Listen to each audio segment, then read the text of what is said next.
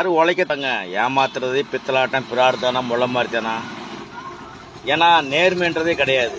நேர்மையெல்லாம் இந்தியாவில் எதிர்பார்க்கறது கஷ்டம்தான். நேர்மை இருக்காது, ஒன்றும் இருக்காது. யாருக்கு ஒருத்தர் புகழ்ந்து எதுக்கு புகழ்றான்னு தெரியாது. இதுக்கப்புறம் இந்தியாவில் நேர்மை நாயன அப்படியெல்லாம் கிடையாதுங்க. யாரும் உழைக்க தயாரில்லை. மொத்தத்துக்கு யாரும் உழைக்கணும், உழைச்சி நம்ம பொழைக்கின்ற எண்ணம் யார் மனசில் இல்லை. ஏன்னு கேட்டிங்கன்னா, தூய சக்தி அந்த சக்தி இந்த சக்தின்னு சொன்னார் ஜோசப் விஜய் அவர்கள். நேர்மையான அரசு நேர்மையான ஆட்சி அப்படின்னாரு.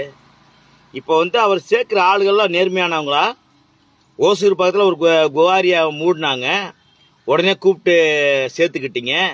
அதே மாதிரி அனைத்து இந்திய அண்ணா திராவிட முன்னேற்ற காலத்தில் இத்தனை நாள் ஒரு போலி வேடத்தில் தான் இருந்திருக்காங்க. அம்மா சின்னம்மா எடப்பாடின்னு சொல்லி கட்டவுட்ரு வெறி கட்டவுட்ரு வச்சுட்டு மக்களை ஏமாத்திருக்காங்க. இதுலேருந்து என்ன தெரியுது? ஜோசப் விஜயும் டிவிக்கே ஒரு நேர்மையான கட்சி இல்லை. ஏன்னா அது முழுக்க கார்பரேட் மையங்கள், எலுமினாட்டிக் மையங்கள், லாட் சீட்டு கும்பல்கள். எங்கே நேர்மை இருக்குங்க?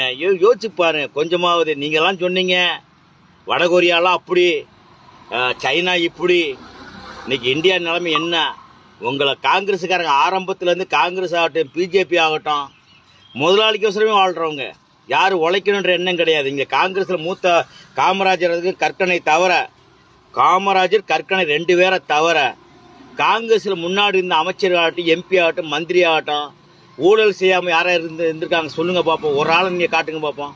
காமராஜர் கற்கனை தவிர தமிழ்நாட்டில் மற்றது எல்லாம் ஊழல். அதேமாதிரி பிஜேபி எடுத்துங்க ஊழல். நான் ஏன் சொல்றேன்னா, தீய சக்தி தூய்மை சக்தின்னு சொல்லிட்டு பொய்ய பிரச்சாரம் பண்ணாதீங்க தயவுசெய்து. இதுக்கப்புறம் மற்ற அரசியல்வாதி தான் நீங்களும் ஒன்று. ஆனால் என்ன ஒன்று, உங்ககிட்ட கார்பரேட் முதலாளி உங்களுக்கு சப்போர்ட் பண்ணுறாங்க. அது மாத்திரம் உண்மை. கார்பரேட் முதலாளிகள், ஐடி கம்பெனி முதலாளிகள் அவங்க உங்களை சப்போர்ட் பண்ணி மத அரசியல் தான். நான் என்ன சொல்ல வரேன், நீங்களும் ஒரு மத அரசியல் தான். ஜாதி மதத்தை அப்பாலும் ஒரு மத அரசியல், ஜாதி வச்சு அரசியல் செய்கிறீங்க, அவ்வளோதான். வேற ஒன்றும் கிடையாது. சொல்றதுக்கு ஒன்றும் இல்லை. இன்னைக்கு கரப்பாம்பூச்சி ஜனதா பார்ட்டி அது ஒரு எலுமினாட்டிக்கு தான், கார்பெட்டு தான்.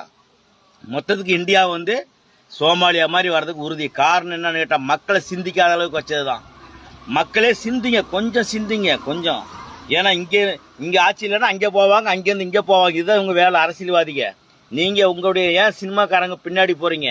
உங்கள் பொண்டாட்டி பிள்ளைகளை பாருங்க, நீங்கள் உழைங்க, சம்பாதிங்க, நல்லா இருங்க. அரசியல்வாதி எல்லாருமே போலி. சரியா? உழைக்க பாருங்க. இந்த வரைக்கும் நாங்களாம் மாம்பழம் வித்துக்கிட்டு இருக்கோம், தக்காளி விற்கிறோம், வெங்காயம் விற்கிறோம். உழைங்க, ஏமாத்தாதீங்க, பிரார்த்தனம் பண்ணாதீங்க. பித்தலாட்டம் பிராடு மொல்ல மாதிரித்தனம் பண்றவங்க தான் இன்னைக்கு எல்லாமே அதிகாரத்தில் இருக்கீங்க. அதாவது ஏன் இதை சொல்ல வரேன்னு கேட்டீங்கன்னா, எனக்கு எதிர்ப்பு வருது, அதை பற்றி நான் கவலைப்படல. இன்னைக்கு செத்தானா நாளைக்கு செத்தானா அதை பற்றிலாம் கவலைப்படல. சாகிறதுனால தான் நான் பதிவு எப்படி போகிறேன். ஏன்னா நம்மளாம் விட்டு வைக்க மாட்டாங்க இந்தியாவை பொறுத்தளவு. இங்கே இங்கே இந்தியாவில் உண்மையிலே உளவுத்துறை இருக்கா? ராஜாஜி உண்மையிலே நான் பாராட்டுறேங்க. ராஜாஜி சும்மா சாதாரண விஷயம் இல்லை. அவர் அன்னைக்கே சொல்லிட்டு போயிட்டார். பின்னாடி ரொம்ப கஷ்டம் ஒன்று காமராஜர் சொல்லிட்டு போயிட்டாரு. நான் ஏன் இதை சொல்றேன்னா, எந்த அரசியலும் ஜாதி அடிப்படையில் சீட்டு தரப்படுது. அப்படி பார்த்தா குறும்பர்கள் இருக்காங்க. குறும்பருக்கு எங்கே சீட்டு கொடுத்துருக்காங்க? இருளர்கள் என்ன பாதிக்கிறாங்க? அப்போ ஓட்டு வங்கியா பயன்படுத்துறாங்க இல்லையா? குறும்பர்களும் எந்த ஒரு முன்னேற்றம் கிடையாது இந்தியாவில். நன்றி. பாருங்க.